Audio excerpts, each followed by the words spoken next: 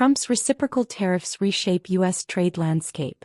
On August 7, 2025 at 12:01 a.m. Eastern Time, the United States began enforcing President Donald Trump's comprehensive reciprocal tariffs on imports from nearly 70 countries. These duties, collected by U.S. Customs and Border Protection, mark a decisive shift toward balancing trade deficits through higher import taxes rather than traditional trade agreements. Key tariff changes. Most imports now face a baseline 10% duty, up from previous lower rates, pushing the average effective tariff rate above 17%, the highest level since the Great Depression. Brazil, 50%, a 10% base duty plus a 40% penalty. India, 25% initially, rising to 50% on August 27 over continued Russian oil purchases. Canada, 35%.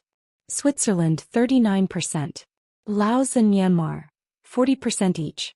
Syria, 41%. Global reactions and negotiated deals.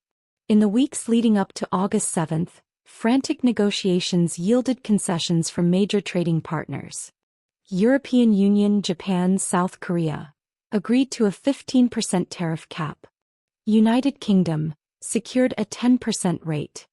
Vietnam, Indonesia, Pakistan, Philippines rates set at 19 to 20%.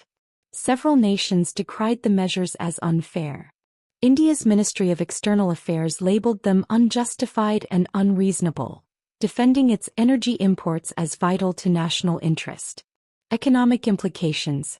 Economists warn that the new duties will translate into higher consumer prices and tighter supplies for everyday goods.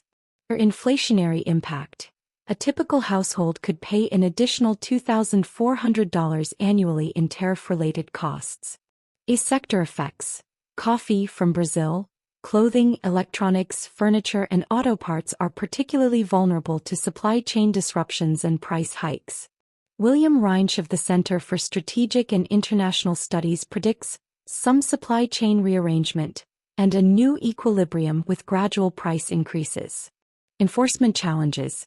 Trump's executive order stipulates a 40% penalty on goods transshipped through third countries to evade tariffs.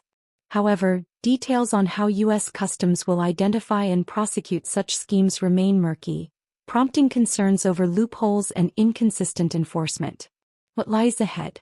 President Trump has signaled further tariff hikes, including a potential 100% duty on foreign-made semiconductors unless companies boost U.S. manufacturing investments. Meanwhile, China remains on a separate tariff track, facing possible rate increases on August 12 absent a renewed truce following recent negotiations in Sweden. As this aggressive trade posture unfolds, businesses and governments worldwide are scrambling to adapt strategies, weighing the costs of higher import duties against the promise of a more balanced U.S. trade ledger.